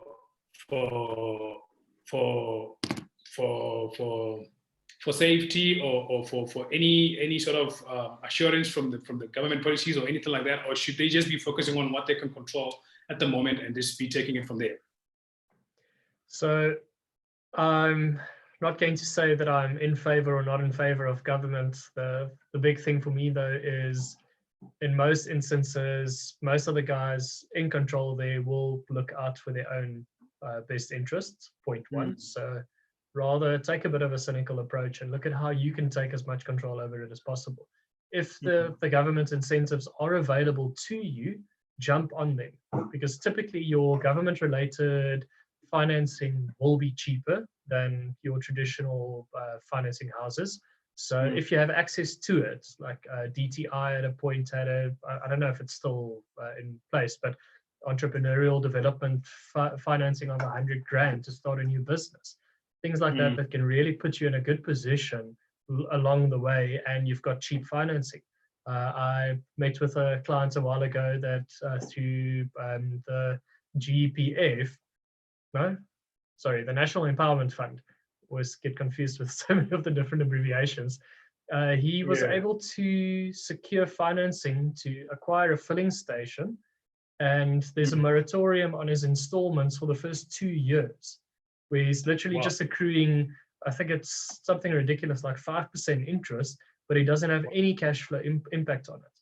So it's an amazing way to get into a big business and build up to something quite substantial and significant. So if you have access to that, by all means, investigate and look for it, because it will also make your returns better. The cheaper your cost of capital, the higher your return on investment. It's as simple as that. All right, no, I fully understand. So last two questions is, is what should investors do? What are the next actionable steps, and investors watching this to say, okay, I was stuck, I have a little bit of a context, I have a little bit of an idea of what to expect right now.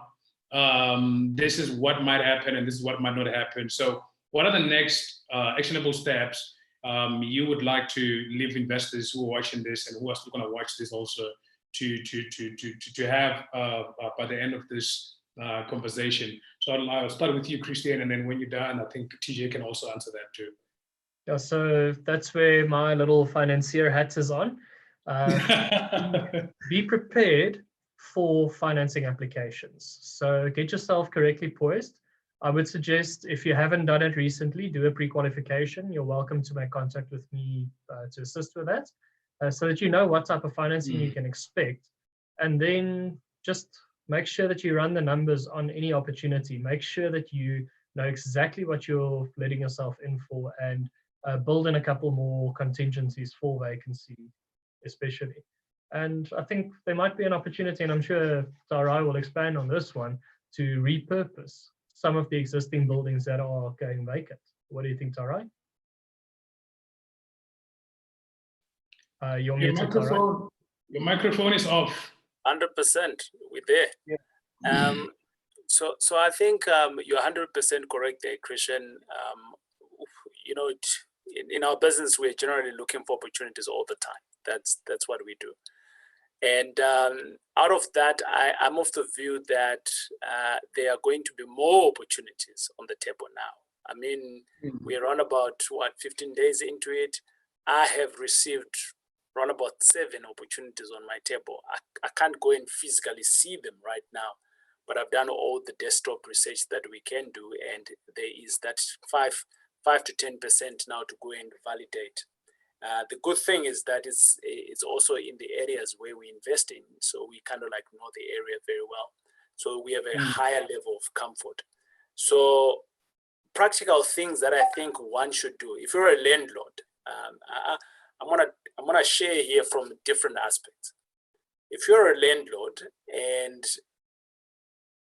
you are more into the space where we're in, which is the buy-to-let, definitely when this is done, you need to make sure that from an administration perspective, you're on top of your game. And when this is done, how best do you track your collections? Because this is money that's going to go down the drain. But how do you make sure that it doesn't?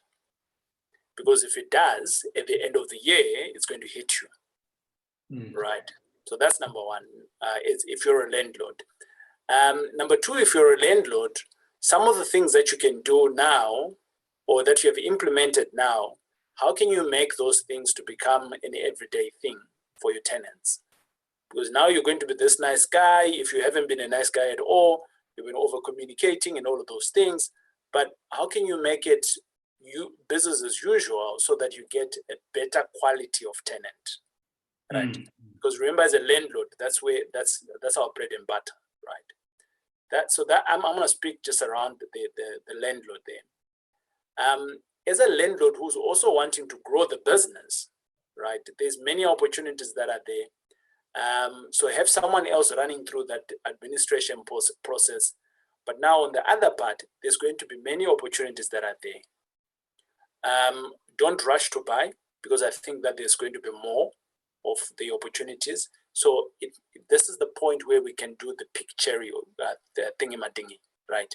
You have to pick now what comes through, right? So for me, I am looking heavily to where I already have properties, so that what I can do, because if we get hit right now and we are leaving money with the tenants and things like that, but if I extend or if I buy more in the same areas that I'm buying, I'm going to make sure that from a maintenance perspective, which is a higher cost, I have to do it.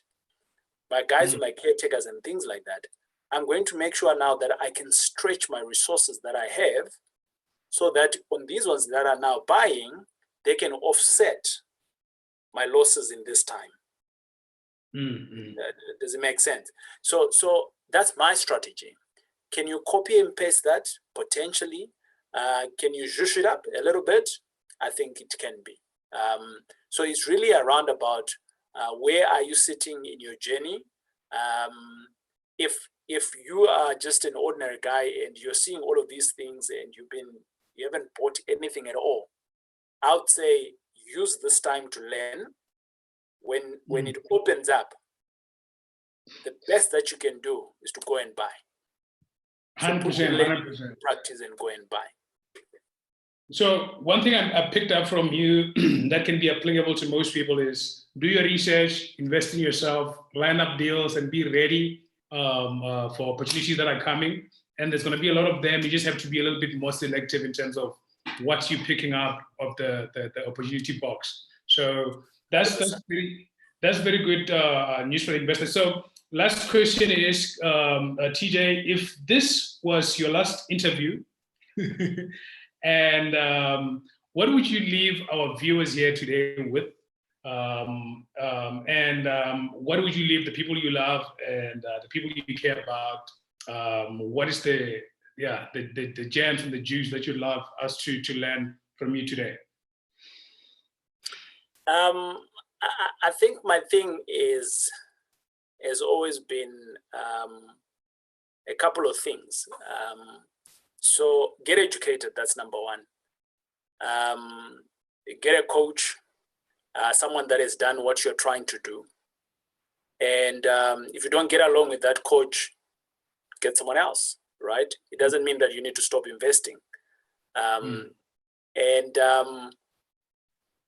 don't be scared to do stuff. Go out and do stuff. So if this was my closing, and I go to and see Jesus tomorrow, I'd say, don't be scared, do it. You can do it. If a guy like me, who started off with 5 million debt in this, can achieve what I've achieved, you can do it too, for as long as you follow those 3 simple steps that I've said. You can kill it. I fully understand. Thank you, TJ. And what about you, Christiaan? What are the last things or the last words you love to leave us with and leave our viewers with who are watching this? Let's say this was your last interview, and what would you leave people who are watching this and the people you care about with from this interview? Yeah, so exactly as Taurai said, get a coach, don't be scared. If you are scared, what I would add to that is focus on building your network, focus on reaching out to people. And if you are scared to do something, there's bound to be somebody somewhere who has done it and who was also scared at that point. So find people that have walked the walk and spend time with them. Pick their brains. At this point in time, with the fact that we're all stuck at home, you've got a wonderful opportunity to expand your network. Spend time on LinkedIn, on Facebook, connect with people, spend time with them, get to know them, and make yourself relevant, because that'll make it easier in the long run. And then just from a more philosophical point of view as well, just always remember, you are not half as crap as you think you are. We all have our own self-doubts, and it will always knock us, but everybody's dealing with it. I had the pleasure of meeting with an executive of a listed company a while ago, where he was just appointed, and we caught up and had a bit of a chat about his property portfolio and a couple of things that he was busy with. And lo and behold, next thing, this guy, earning a salary of almost 800 grand a month, started going off on how he doesn't feel that he's worthy to have that position. And that to me was a massive eye-opener, where I just thought, but heavens, if you struggle from imposter syndrome, why on earth am I worried about it? So remember, we all think we're crap, but we aren't. No, I fully understand. So guys, just to wrapping up our, and thank you for the voice words, by the way, but just to wrapping out our live webinar, I'm going to want us to quickly run through what we have on our questions here. So we have a question from, let's see, from Lucano Muleto. She's asking, what is the prediction on property sales? Are they going to be sold at relatively prices, or are they going to be sold at a more expensive rate due to perhaps wanting to catch up, or nothing will happen? Okay, so what I know that is that the high-end properties were already on a decline before this thing happened. And then the medium, and I think they were like that for a very long time. Even the commercial space was getting a little bit of an effect before this corona thing happened. So what I know is that the middle and lower income properties might also experience a little bit of a contraction, meaning the prices that are supposed, the price growth is going to slow down a bit. And then at some point, I don't think so, but you guys will correct me there, at some point it might be able to start going down. But what it has to do right now, because it was going up, it is to slow down a bit before it actually goes down. So I don't know if, Christiaan, you can answer that, and then also TJ, we could answer that question, or if you like me to repeat it, you must let me know. So it all comes down to supply and demand. That will always drive prices. So the higher the supply, and that has already been the case, there's a lot of properties in the market due to lower demand. Demand may lower even more now on account of people being uncertain about their future from an employment point of view and financial security point of view. It will, in great likelihood, drive the prices down, and it will give us the opportunity to cherry pick, as Taurai also alluded to. There's going to be more stock on the market, which means we've got more choices, which means that we can drive the price down further. So are you saying we might be facing another buyer's market where a lot of buyers are fighting for offers for deals, and then the prices are also a little bit down? So it's going to be okay. I see that. But in terms of the other way around, you're going to have a lot of sellers fighting to sell their property, fewer buyers. So the investors are perfectly poised to pick up good opportunities here, but and that will ultimately drive the price down. So we were sort of busy moving out of the buyer's market. This just pulled it right back into it. So 100%, because I was also seeing 2020 being a seller's market a bit, but with what just happened right now, it seems like we're going to be going back on that. TJ, do you have anything to add on that? I've got a headache right now, and I'm just trying to figure out why would Ezra want it to be a seller's market. Maybe he wants to offload. Yeah, no, man.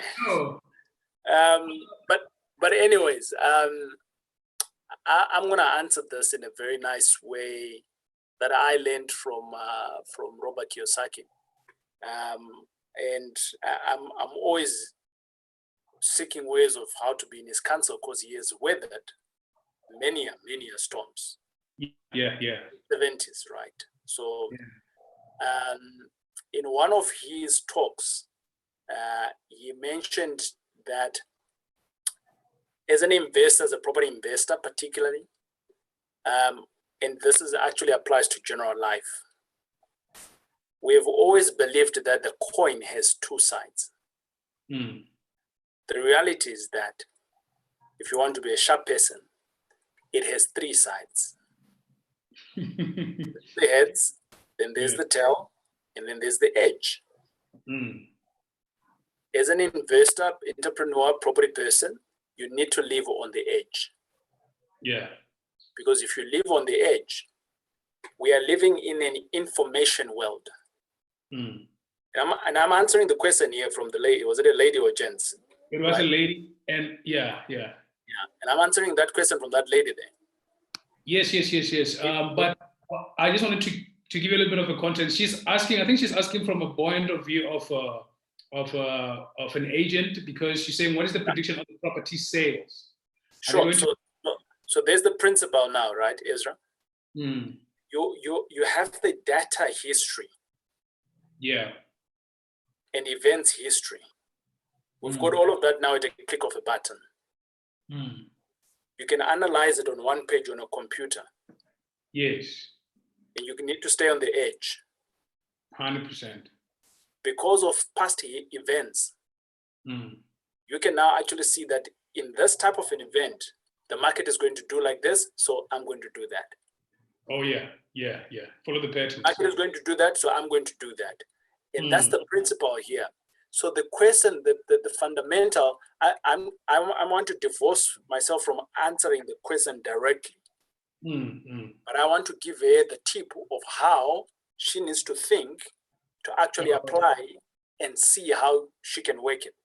Stay on the edge, analyze it. The data is always there.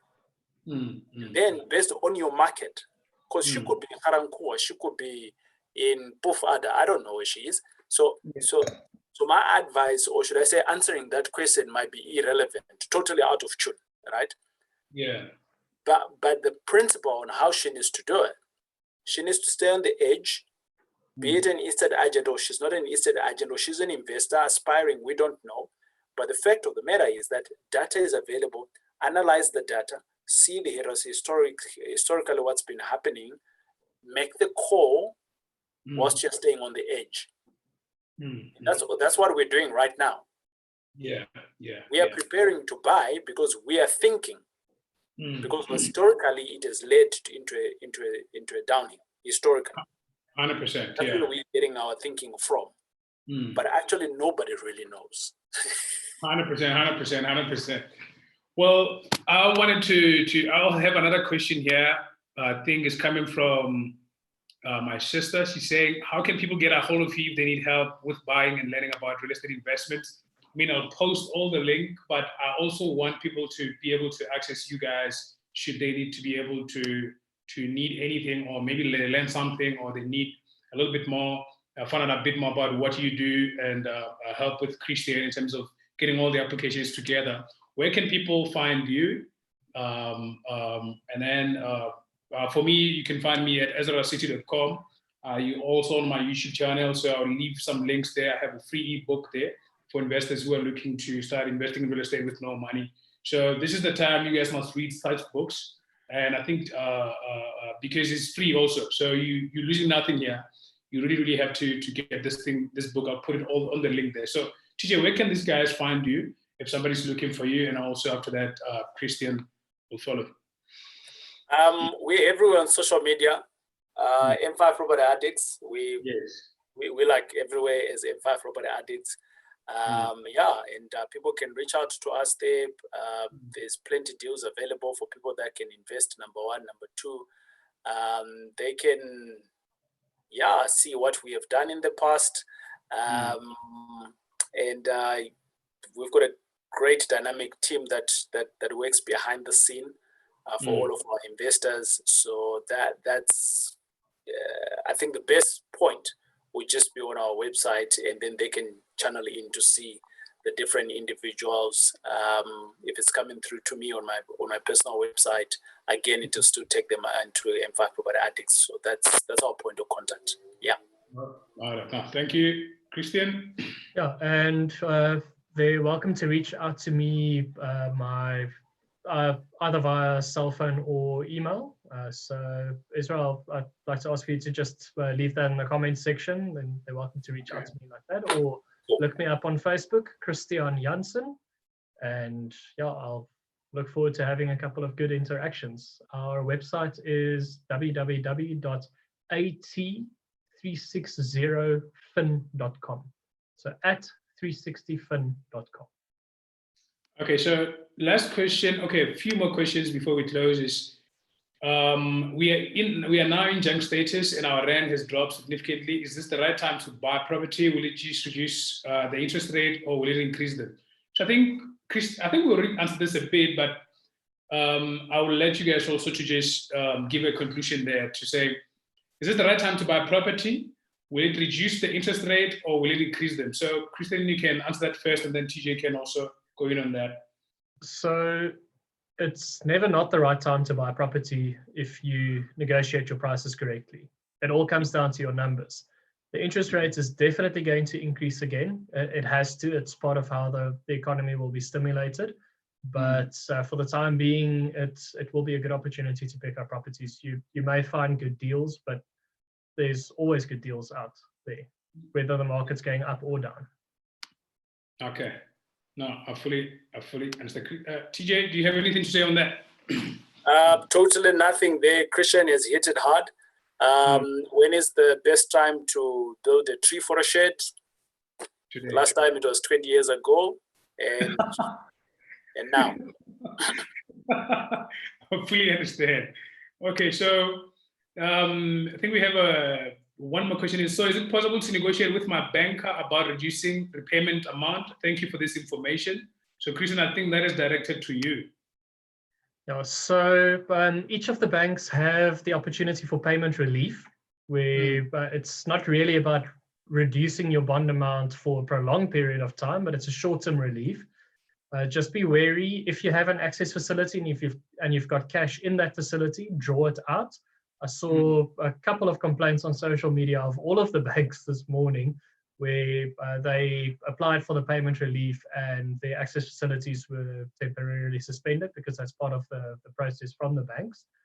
So you're welcome to reach out to your bank, have a chat with them. If you're under financial strain, then by all means do it. It'll help you weather the storm. But if you can pay that bond installment, carry on paying it, because the long-term effects in terms of paying off capital and not having additional interest accrued on the interest that you're already paying and now postponing will have a knock-on effect. One of my clients that I work with did a brief calculation where she said if you take a 3-month payment holiday, it can in effect add up to 9 months of installments total cost to the bond term. So it can hurt quite hard. No, I fully understand. I think that's a very good answer. So Another question to TJ. This is directly to you. Looking at the impact that COVID-19 has and will still have on our economy, what are the frustrations you encountering in this moment and the benefits you are enjoying? Okay, so TJ, this is directly to you. Frustrations, obviously there's quite a bit of them, right? As a landlord right now, we cannot really do simple things like maintenance. Okay. Right? We are having to navigate how does maintenance work, simple things like that, right? Because not everyone who does maintenance has been given the go to go and do these things. So they meet up with the police, they're told, no, you can't do it. Yes, you can. That's number one. Number two, we are having, obviously, like any other landlord out there, to be chasing for payments in terms of rent. Where tenants used to pay good in good times, so obviously now there are some people have been hearing, no, that you can. There's news that is that came from the government, and it was fake news. We discovered that tenants don't have to pay, during this time. So we have had to work around that and communicate, no, it's not true. Then you've got someone else who's maybe a cleaner who's working at the Department of Water, tells you no, but it's right, so navigating those things. So in a nutshell, there has been more hands-on issues that are traditionally not there in an everyday. So if we've got a plumbing issue, we could just shoot out and go and do it. Now you need to ask for permission and that permission and that permission, right? So from a management perspective, those are the challenges. There's plenty. I've just mentioned a few. From a benefit perspective, I'd like to stress the fact that the properties that we bought, whether using the bank's money, whether using the investors' money, the properties are still in existence. That's the good part about property. They are still there. We cannot get to them at the moment, but we know they are still standing. Insurance is still there. And even though we might have challenges with people that are not paying at the moment, but the asset is still there, right? I've recently had an influx of people that have come through the channels of where they were investing in stocks. All of a sudden, they are now coming to me, TJ, we now want to invest. Can we give you money? Because they've had a knock there, because it's all on paper. Here, we got an asset. So whether this thing continues for a little bit, the asset is still there. And that's a benefit that we must not ever forget about real estate, right? And people will still need accommodation. That's a reality. We have shortages, and we still have huge accommodation issues. So this thing, yes, Corona is there. When it goes away, these benefits will outweigh what is happening now. We understand. That's a very, very good answer. So I'm going to be going to our third question here. Where somebody said, Okariso Morale says, where can one find an investor or financier to assist with 30% own contributions that the banks are always asking for when you're trying to raise capital for a project? So I think I'll let Christiaan answer this, and then also TJ, you can answer that too. And I'll also add my remarks on that. So Christiaan, can you please help us on that? So that own contribution from a bank financing point of view is very important, because they look at own equity, own skin in the game. It could be by means of putting an existing unencumbered property up and registering a primary bond on that to ensure to the banks that you are putting some of your own skin in the game, or it may need to be own cash. If you don't have that own cash, you will have to partner with somebody who does. So if the deal is sweet enough, the money will come. Okay. All right. TJ, do you have anything? Same thing, man. Same thing that Christiaan have said. We are from the same school of thinking. So, yeah, I think the only difference the only other thing I might add to Christiaan is that if you don't know how to do these things, then you need to get some education. So you've got a mentorship going on, Ezra. I'd say plug into that. That's my immediate response to that person. For the fact that you're asking potentially you don't know how, so get a coach, get the education. Don't chase for the free stuff. Go and pay so that you 100%. can, right? That's number 100%.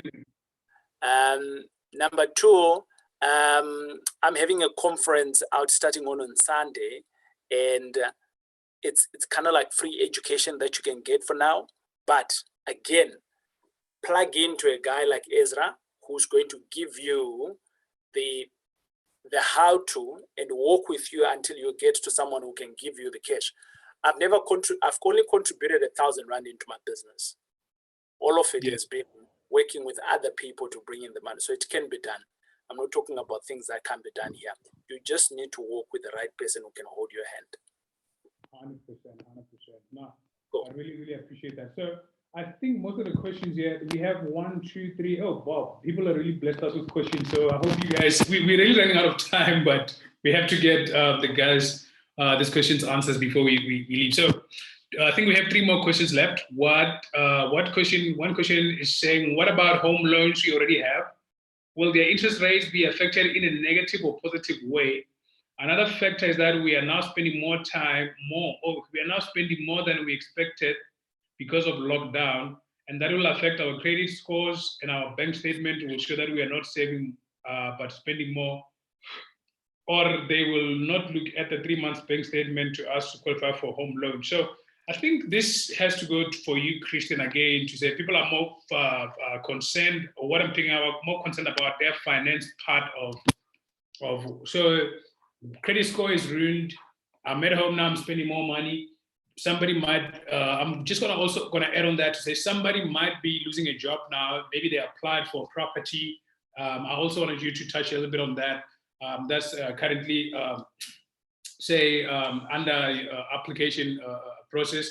So what I'm saying is, it seems like a lot of people are struggling a little bit of the financing part. So what would you, or how would you direct these guys to walk in the right direction in terms of what they're asking? Yes. Yeah, so the first question was based on existing home loans and your interest rate. So as the rate goes down, your rate goes down. So there's a benefit unless you fixed your interest rate. So there's a definite benefit there, but also as it goes up again, your installment will go up. People at home, there's varying degrees of what you're spending more or less on. My wife and I aren't too big on takeaways, and now having not had any for a while, it's an extra couple of Rand in the pocket. But another interesting thing that I've picked up is I'm getting 3 weeks to a tank of petrol now, so it's a different one. But if you are going to fall behind on payments, try and make as many arrangements as possible. It will have an adverse effect on your credit score, unfortunately, and you have to remember that any financial institution that wants to extend finance will look at you as applicant, and that will come down to your earnings. And secondly, they will look at your credit conduct. They have to, in line with the National Credit Act, they have to be shown to have done responsible lending. So if you've got missed payments, it is going to be a risk to them, and that risk will mean that they'll either decline or they'll levy a higher interest rate. So make sure that you try and keep to the minimum installments of everything. If you feel you're going to fall stuck, speak to the credit providers. If they log a repayment arrangement, it will have less of an adverse effect on your credit profile because you will still be paying the installment that's due. So it will be very important to have those conversations with any financiers. No, I fully understand. Guys, I think we went well over 2 hours here because we had so many questions, and there's still more. So I think we're going to have to wrap it up just to save our time. And also, so next time when I invite you guys for a live stream, you won't be saying, hey, you're not going to take me for 2 hours again. So thank you very much for joining me here. And I really, really appreciate having you guys here today.